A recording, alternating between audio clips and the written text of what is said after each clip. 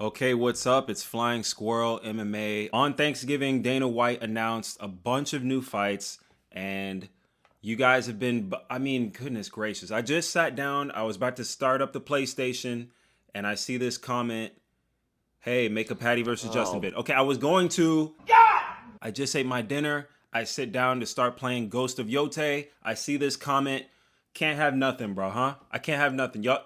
So this is a here, dang, type video. I also, when I sat down to play PlayStation, I saw this video right here where Arman Tsarukyan is talking to Brett Okamoto about this Patty versus Gaethje fight. And so I just want to give my live reaction to this because I think this is interesting. There's some insider information that we didn't know about, and I just wanted to talk about it. And then I will talk about the rest of the fights that just got announced. Let's look at it. Between Patty Pimblett and Justin Gaethje, did you know? Were you given sort of a heads up, or how did you find out about this on Thursday? I already knew that Patty gonna fight with Ilia in January. Okay, hold up. Okay, so he already knew that Patty was going to fight with Ilia Topuria in January. So that was the plan all along. It was supposed to be Patty versus Ilia, which I think we talked about in a prior video. I think it was, this rumor was already going around that it was going to be Patty versus Ilia. That is the biggest fight, unfortunately, at lightweight. The biggest fight is Ilia Topuria versus Patty because they have the beef. They're the two biggest names. Yada, yada, yada. It's okay. But I didn't know they're gonna do interim title versus Gaethje and Patty. But So that was a surprise. So that surprised everybody. And I guess what that means is that the actual new situation is Ilia Topuria making that statement that he's not fighting until April. So immediately the substitute teacher that we got was Justin Gaethje. UFC wants to do Ilia versus Patty, and on my mind, I didn't think like it's something happened, even if I knock him out, because they already set up that all things. So that's really sad too. That Arman, before he went into the fight with Dan Hooker, he already knew that even if I knock out Dan Hooker, even if I make the best claim for the title, I'm not even going to get the Ilia Topuria fight because there's 3 goofballs ahead of me in line. That really sucks, dude. That really sucks. What other sport is like this? Is this WWE? Oh, I know that even though I'm the #1 contender and that I should have fought for the belt 3 other times, and even though if I knock this guy out and I say I'm available in January, I still won't get the title fight. He knew that going in, and he still did what he did to Dan Hooker. I mean, he really had no choice to do what he did to Dan Hooker, right? Because if he went in there and won by decision, then oh my gosh, he wouldn't get the title fight until he's 2028. That's, man, that's unfortunate. I think this is UFC game plan. It's not like a family issue or something. It's they want to make star Patty Pimblett and to fight for the title. So Arman Tsarukyan thinks that it's not even a family issue with Ilia. And let's actually look at that tweet right now. So he thinks that this is all fake right here. Ilia Topuria, he tweeted this. He said, I won't be fighting in the first quarter of next year. I'm going through a difficult moment in my personal life. I want to focus on my children and resolve this situation as soon as possible. I don't want to hold up the division. The UFC will make the matchups needed. And as soon as the matters are resolved, I'll let the UFC know I'm ready to begin my return. So Arman Tsarukyan is saying even that's BS. Stop the cap. He's saying he thinks that this is just the UFC trying to build up Patty Pimblett to become a star so that Patty Pimblett and Ilia Topuria will be an even bigger fight. In my opinion, I think that Ilia Topuria is telling the truth. Maybe I'm just a gullible guy, honestly. I hear Ilia Topuria say this. I believe him. I believe him. Believe all women. Just kidding. Ilia Topuria is definitely a man. Below my waist, I also think sometimes I'm more African than Francis Ngannou. But I talked about this in a video like last month or 2 months ago where people were saying that Ilia Topuria going through personal issues, going through a divorce, it's a nightmare for his next opponent. Oh, let's pray for his next opponent.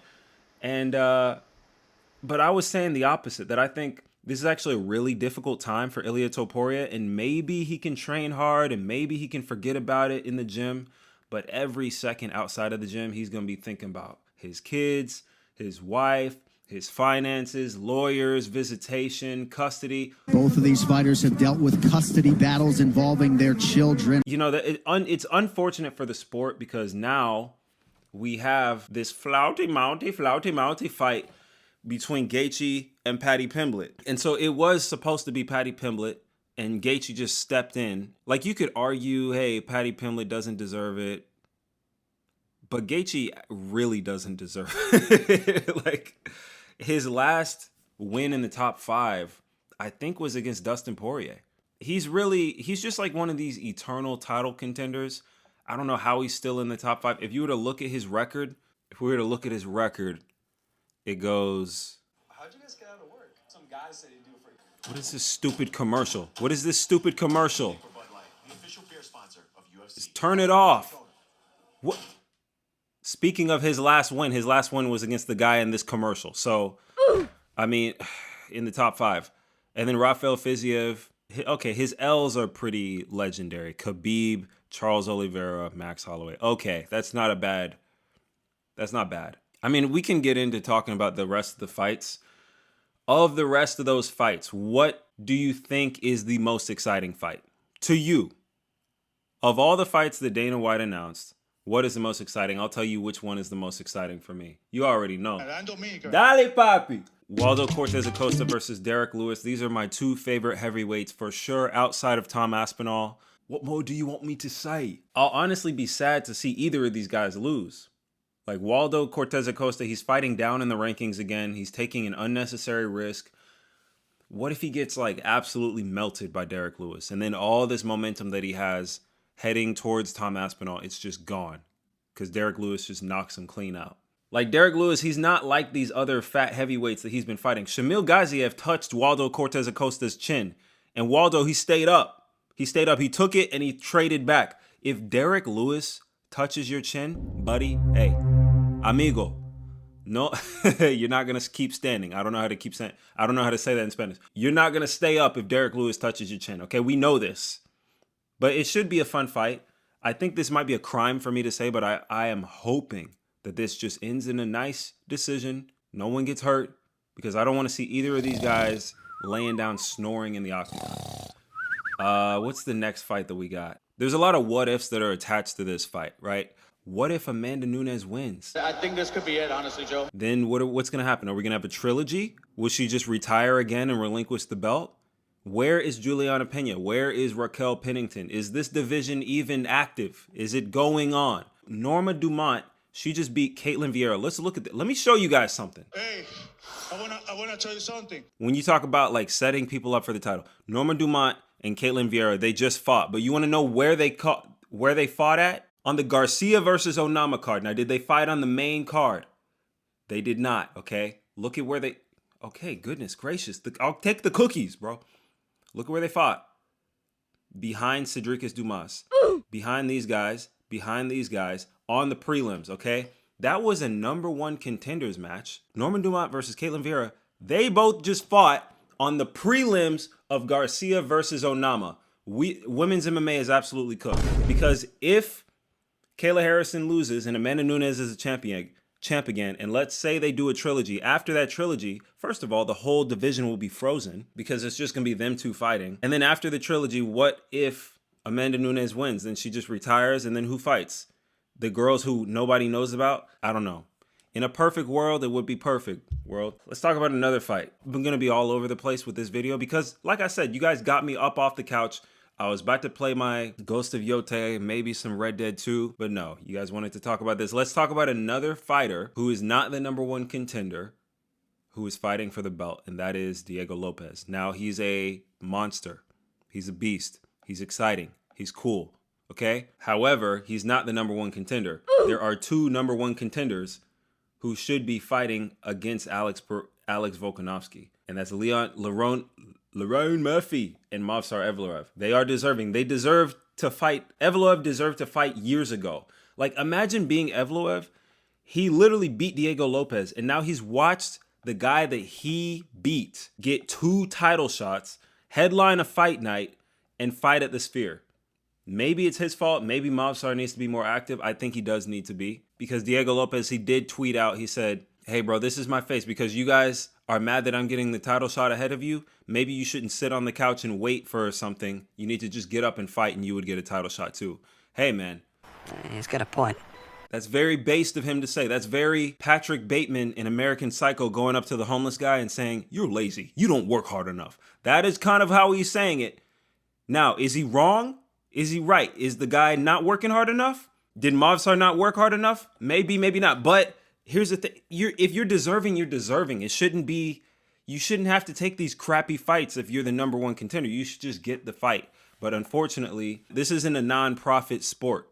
Okay, it's a for-profit sport. So let's talk about Gaethje versus Pimblett for a second, and I'm going to give you my prediction for this fight. The UFC wants Paddy Pimblett to win. It's obvious. Everyone knows that. Paddy Pimblett, he does have the momentum. However, okay, as I was looking at this, Paddy Pimblett is probably going to be the overdog or the favorite to win. And no one's going to give Justin Gaethje a chance because Paddy Pimblett, he's just a monster in the grappling. He's a monster submission artist. And all he has to do is take down Justin Gaethje. We know Justin Gaethje is horrendous at wrestling defense. For some reason, even though he's a wrestler, here's Rafael Fiziev, not a wrestler, taking down Justin Gaethje.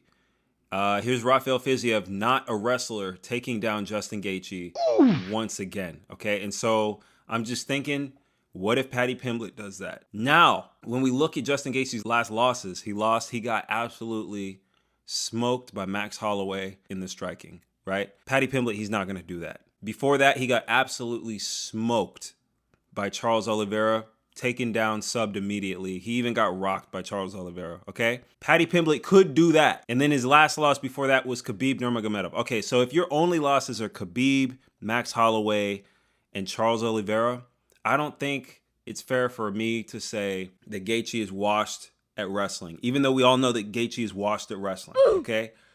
Gaethje is also like 37 years old. Paddy Pimblett is like 31 years old. They share an opponent, and this will be my last thing that I say. They share an opponent, and you remember that Michael Chandler got absolutely dominated and done bad by Paddy Pimblett. However, Mike Chandler was 38 years old when he fought Paddy Pimblett. When he fought Justin Gaethje, it was like 2-3 years before that. So 2021, Chandler fought against Justin Gaethje, and it was a war. That fight is absolutely phenomenal to watch. It was a war. They went all 3 rounds. Gaethje beat him unanimously. 2025, 4 years later, this is a 38-year-old Michael Chandler fighting against Paddy Pimblett, and he gets KO'd in round 3. He didn't beat a better Mike Chandler. He beat an older, slower, like stale Mike Chandler who had been waiting he just got smoked by Charles Oliveira, just got smoked by Dustin Poirier, waited 2 years for McGregor to come, and McGregor didn't come. Unless you're Azalea Banks, then McGregor did. Okay. I think this fight might be closer than we think. I think Paddy Pimblett has the edge, but Justin Gaethje, if his only grappling loss is to Charles Oliveira and Khabib Nurmagomedov, he might do pretty well. He might do better than we think. He has fought wrestlers before. He has fought prime Tony Ferguson, and he beat him, right? So I wouldn't count out Justin Gaethje so quickly. I think this fight might be closer than we think. But thanks for watching. Let me know what you guys think. I'll see you guys later. Peace.